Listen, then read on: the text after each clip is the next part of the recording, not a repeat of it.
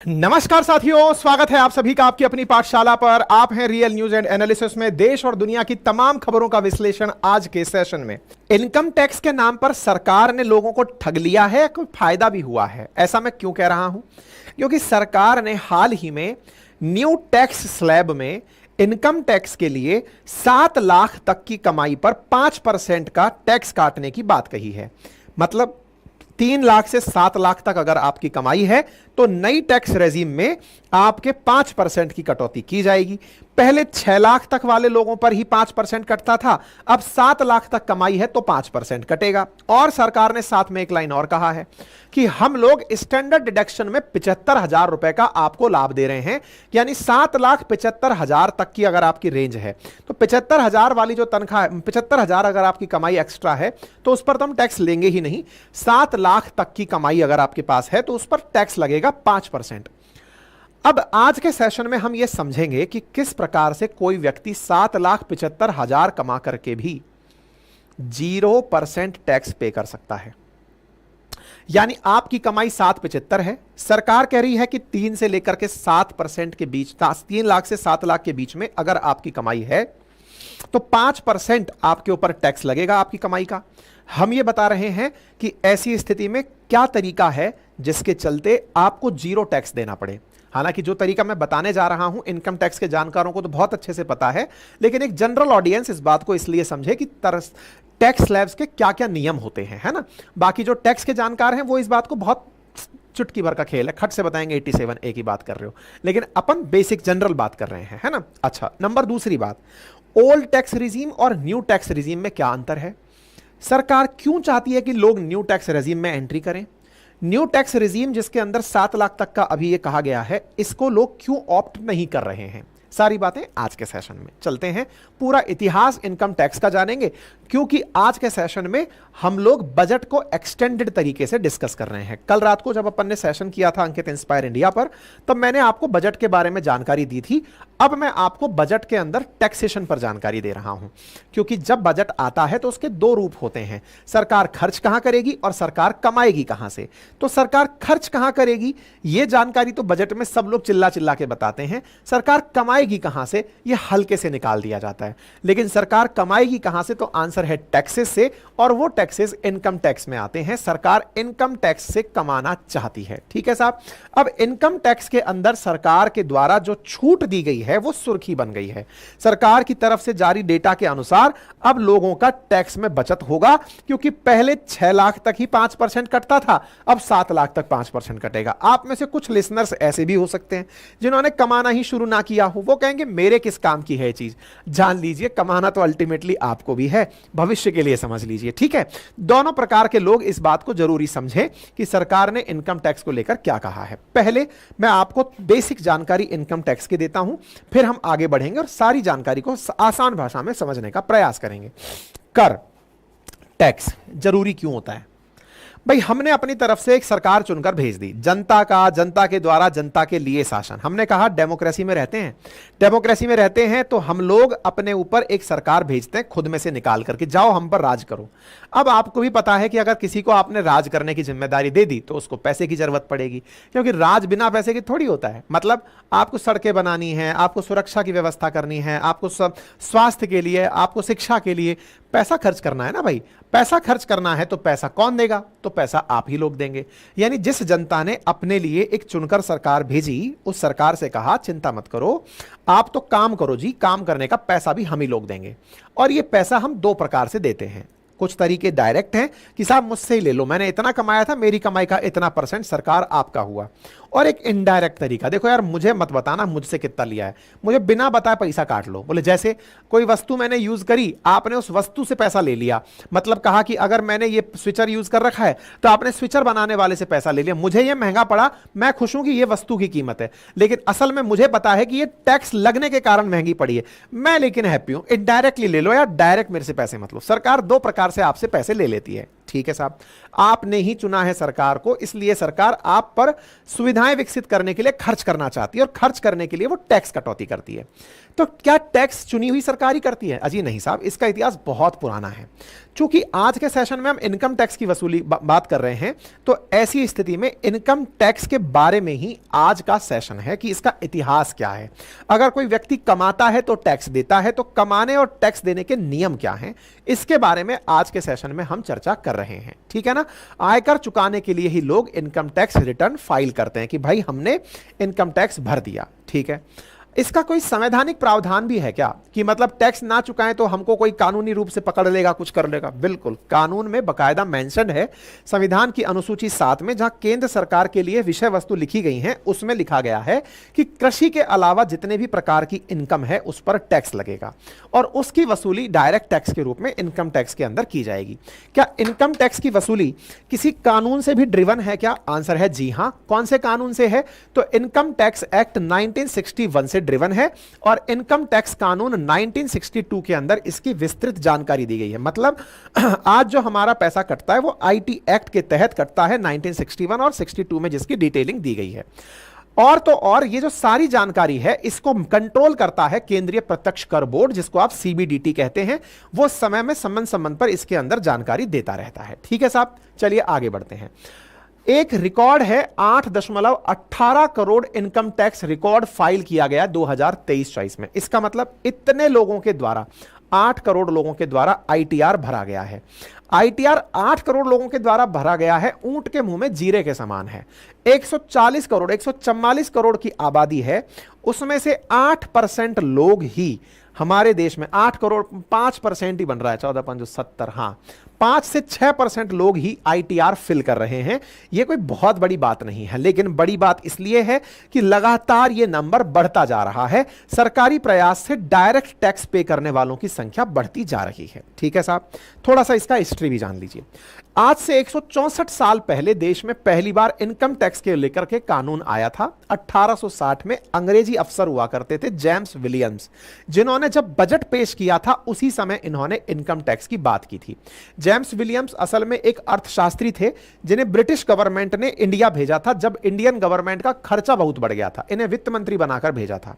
Charter accountant bank के ये मतलब वो थे, संस्थापक थे और बाकायदा एक बड़े अर्थशास्त्री थे। इन्हें भेजा गया कि आप जाइए इंडिया का बजट बनाइए और बजट बनाकर वहां से जनता से कैसे इनकम ली जा सकती है उसके बारे में उनसे टैक्सेशन पर बात करिए।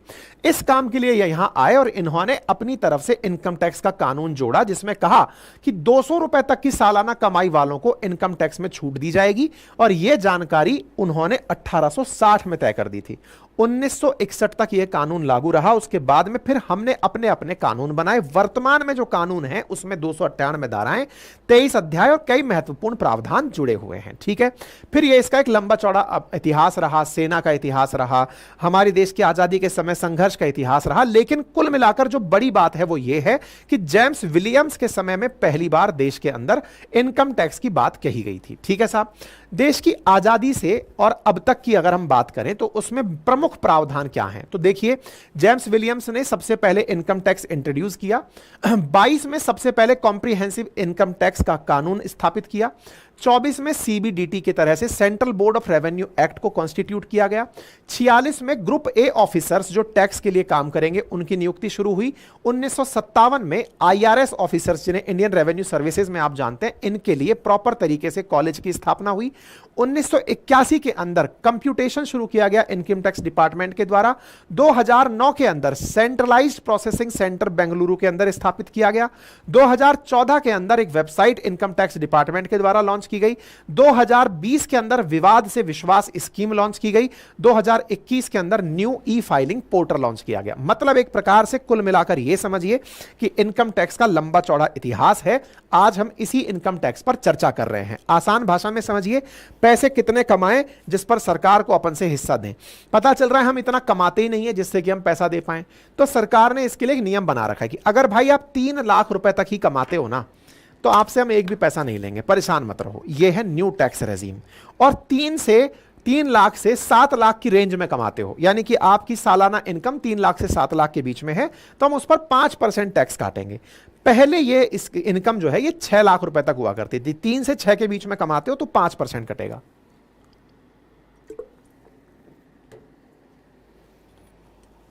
साथ ही साथ सरकार ने इस बार स्टैंडर्ड डिडक्शन को भी 50,000 से बढ़ाकर 75,000 कर दिया। अब इसका मतलब समझिए, जिसकी वजह से 17,500 रुपए तक का फायदा हो रहा है। ये है क्या?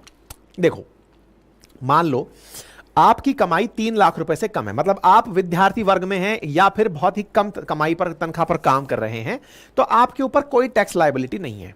लेकिन 3 लाख से 7 लाख रुपए के बीच में आपकी कमाई है तो 5%, 7 से 10 के बीच में 10%, 10 से 12 के बीच में 15%, 12 से 15 के बीच में 20% और 15 लाख से ऊपर 30% का प्रावधान फिलहाल इस बार के बजट में कर दिया गया है। और स्टैंडर्ड डिडक्शन जो है वो 50,000 से 75,000 कर दिया गया है, ठीक है ना। साथ में ही फैमिली पेंशनर्स के लिए जो डिडक्शन है फैमिली पेंशन पर, उसे 15,000 से बढ़ाकर 25,000 कर दिया गया है। इसका मतलब समझते हैं क्या है? इसका मतलब 50,000 से 15,000 के बीच का अंतर क्या है, इसको देखते हैं। देखो, ये कैसे डिसाइड होती है कि सर क्या पूरे पर लगती है? तो मैं एक बार के लिए एक नंबर ले लेता हूं। मान लीजिए आप 7 लाख रुपए ही कमाते हैं, है ना।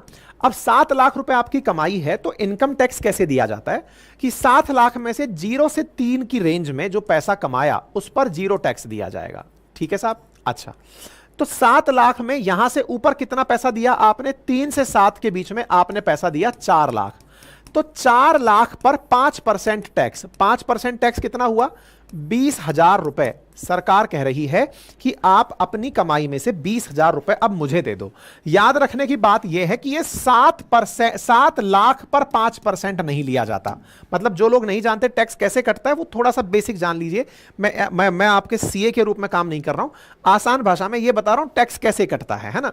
7 लाख रुपए पर 5% कटता होता तो 35,000 टैक्स पे कर रहे होते आप, लेकिन ये अलाउड नहीं होता है। क्या अलाउड होता है? 7 लाख में से 3 लाख तक तो टैक्स फ्री इनकम है, उससे ऊपर 3 से 7 लाख तक आपको 20,000 देना पड़ता है। अब सरकार ने क्या कहा कि अगर आप 75,000 रुपए और कमा लें, मतलब हम आपसे कह रहे हैं कि कोई बात नहीं, 7 लाख तक कमाया था तो उस पर आपने 5% टैक्स दिया 20,000। क्यों? क्योंकि सरकार ने आपको कहां पर डाल दिया है? इस योजना के तहत 5% में डाल दिया है। 5% आपकी कमाई का आपको सरकार को देना है। अब आपने यहां पर अतिरिक्त रूप से सरकार से क्या सुन लिया? सरकार ने आपको एक लाइन कह दी कि मैं आपको अपनी तरफ से एक एडिशनल फायदा दे रही हूं, और वो फायदा क्या है? स्टैंडर्ड डिडक्शन का। मैं ये मानकर चल रही हूं कि 75,000 रुपए आपसे और खर्च हो गए होंगे, आप एक काम करिए कि इस पर भी टैक्स मत दो। मतलब इस 7 को 7 मत पढ़ो, इस 7 को 3 लाख से लेकर के 7,75,000 पढ़ो। मतलब समझ में आ गया? मतलब बोले इतना पढ़ लो कि इतने पैसे में से मैं कोई टैक्स आपसे नहीं लेने वाली। मतलब इसको ऐसे समझते हैं कि 3 लाख से लेकर 7,75,000 के बीच में अगर 4,75,000 रुपए अतिरिक्त हैं, 4,75,000 पर 5 के हिसाब से अगर टैक्स लगता, 7 दूनी 14, 15 दूनी 30, 7 5 20, यानी कि लगभग 23,000 रुपए का तो टैक्स पड़ता। और टैक्स के ऊपर सरकार 4% सेस और लेती है, यानी टैक्स ऑन टैक्स और लेती है, तो ये लगभग 25,000 के आसपास आपका टैक्स डिडक्ट होता है। मतलब आप अगर 7,75,000 कमाते हैं तो आपको 25,000 रुपए टैक्स देना पड़ता है, ठीक है। लेकिन सरकार ने कहा इस 75,000 को काउंट ही मत करो, मैं मान ही नहीं रही कि आपने कमाया है, आप तो मुझे 7 लाख तक ही टैक्स दे दो। अब आप पूछेंगे सर मैं तो ये भी नहीं देना चाहता। सरकार ने इसका भी प्रबंध कर दिया। सरकार ने एक कानून में प्रावधान डाला 87A का, और उसमें प्रावधान डाल के कहा कि अगर कोई व्यक्ति 87A की रिबेट लेता है तो उसे हम 25,000 रुपए अपनी तरफ से टैक्स रिबेट दे देंगे, कि कहेंगे कि जा सिमरन जी ले तेरी जिंदगी। अर्थात ये जो 25,000 रुपए इसके ऊपर टैक्स लायबिलिटी बन रही थी ना, हम इसे पूरी तरह माफ कर देंगे। अब आप ऐसे समझिए ये कितना बड़ा पॉइंट है, इसको थोड़ा सा आसान भाषा में समझ लीजिए।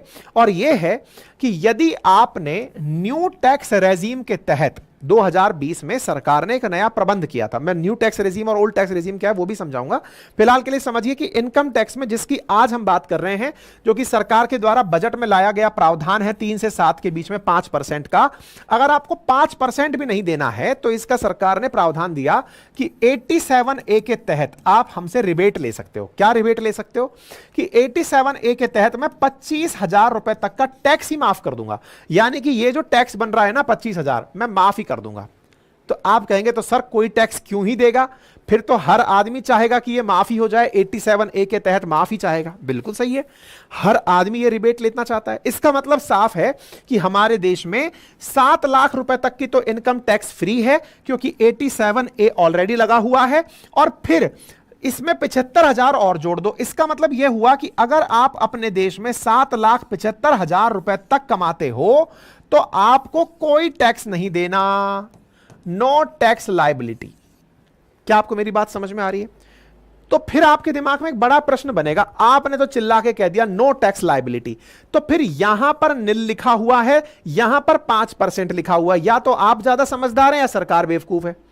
मैंने कहा भाई रुकिए, ये 3 से 7 के बीच में सरकार जो 5% लिख रही है ना, इसे वो आपको जताकर माफ कर रही है कि देखो टेक्निकली तो 5% बनता है, लेकिन 87A के तहत मैं आपको रिबेट देकर कहती हूं कि जाओ और 25,000 रुपए मेरे से और ले जाओ।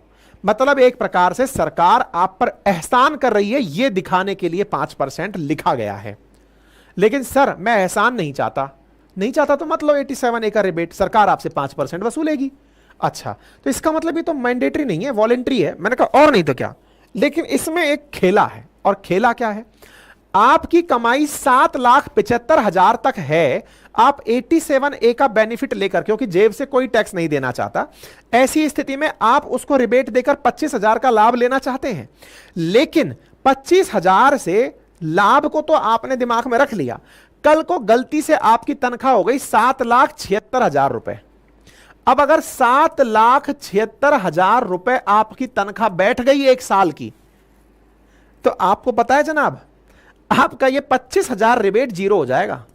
ये खेला है, खेला समझे कुछ? खेला ये है कि सरकार का जो ये 87A वाला जादू है ना, ये ऐसा जादू है कि ये खट से गायब होता है। मतलब आप तो 1,000 छोड़ो, 7,75,000 1 रुपया भी एक्स्ट्रा इनकम बैठ गई तो आइए 25,000 रुपए सरकार को टैक्स चुकाइए। अर्थात कंडीशनल है 87A की रिबेट। अर्थात अगर किसी व्यक्ति की आय 7,75 से नीचे है तब तो वो टैक्स फ्री है न्यू टैक्स रेजिम में, लेकिन अगर उसने 1 पैसा भी एक्स्ट्रा कमाया तो वो टैक्सेबल हो जाएगा। तो फिलहाल के लिए तो 87A आप समझ गए और न्यू टैक्स रेजिम समझ गए। अब बड़ा सवाल ये बनता है, सर फिर ये ओल्ड टैक्स रेजिम और न्यू टैक्स रेजिम, तो आज की बात समझ में आई? आज जो टैक्स में लिखा हुआ आया है वो क्या है, ये मैंने आपको बता दिया। आप बचा सकते हैं अगर इससे नीचे हैं। तो सर मुझे न्यू टैक्स रेजिम लेनी चाहिए कि ओल्ड टैक्स रेजिम लेनी चाहिए, अब ये अगला सवाल है। तो अब आपको मैं दूसरी चीज बताता हूं। देखिए क्या है, वर्ष 2020 तक भारत में ओल्ड टैक्स रेजिम यानी टैक्स काटने की यही सीमा चलती थी कि 2.5 लाख तक कोई पैसा नहीं लगेगा, 2.5 से 5 पर 5% लगेगा, 5 से 10 पर 20% लगेगा और 10 से ऊपर 30% लगेगा। सिंपल इस प्रकार से स्लैब बनाए हुए थे, टैक्स के स्लैब बने हुए थे। ठीक है, जनता ये मान करके और इसी टैक्स रेजिम को अपनाती थी। सरकार ने टैक्स बचाने के लिए लोगों को एक ऑप्शन दिया। लोगों को लगा सरकार हमारी हितैषी है, सरकार समझदार थी। सरकार ये चाह रही थी कि बेटा तुम जो है ना पैसा बचा बचा कर दाएं बाएं घुमा रहे हो, इससे अच्छा तुम अपने पास रखो ताकि उसका मैं सही से उपयोग कर पाऊं। कैसे उपयोग कर पाऊं उसको समझाता हूं। असल में ओल्ड टैक्स रेजिम में सरकार ने क्या कर रखा था कि 2.5 लाख तक आपसे कुछ नहीं लिया जाएगा और 5 लाख तक आपसे 5% लिया जाएगा। लेकिन सरकार ने स्टैंडर्ड डिडक्शन की आपको परमिशन दी हुई थी। अब ये स्टैंडर्ड डिडक्शन क्या है? जैसे मैंने आपसे अभी ये जो 3 से 6 की जगह 3 से 7 अभी हुआ है, अब ये जो 3 से 7 पर जैसे मैंने कहा ना 5% टैक्स कटता है, यहां पर 5 लाख तक 5% कटता था, यहां पर 7% पर 5। आपको दिखेगा कि सर फिर तो मुझे यही तरीका अपनाना चाहिए क्योंकि मेरी बड़ी इनकम ऐसी है जो 5% के दायरे में आ जाएगी। यहां पर 5 लाख से ऊपर जाते ही मेरी इनकम सीधी की सीधी 20% में चली जाएगी। ये तो ज्यादा नुकसानदायक है। मैंने कहा बिल्कुल सही कह रहे हो, लेकिन सरकार ने ओल्ड टैक्स रेजिम को एक बेनिफिट दिया हुआ है और वो क्या है?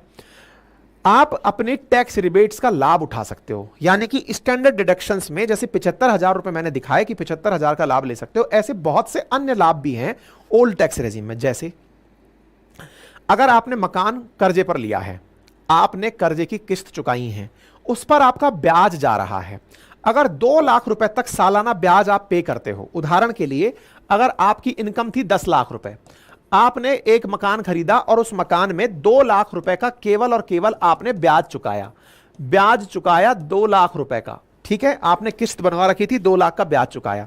इसका मतलब आपकी जो कमाई है ना, सरकार 8 लाख ही मानेगी। सरकार कहेगी यार 2 लाख तो इस गरीब ने बेचारे ने ब्याज ही चुका दिया, इसकी कमाई 8 लाख मानो। ये ओल्ड टैक्स रेजिम का सबसे बड़ा फायदा था।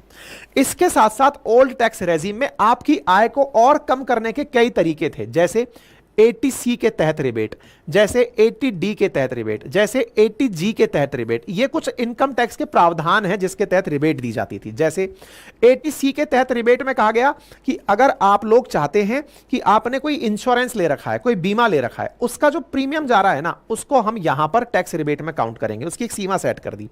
अगर आपने हेल्थ पर पैसा खर्च किया, हेल्थ इंश्योरेंस ले रखा है, उसको हम यहां पर कवर कर लेंगे। अगर आपने कहीं डोनेशन दिया, उसको हम यहां काउंट कर लेंगे।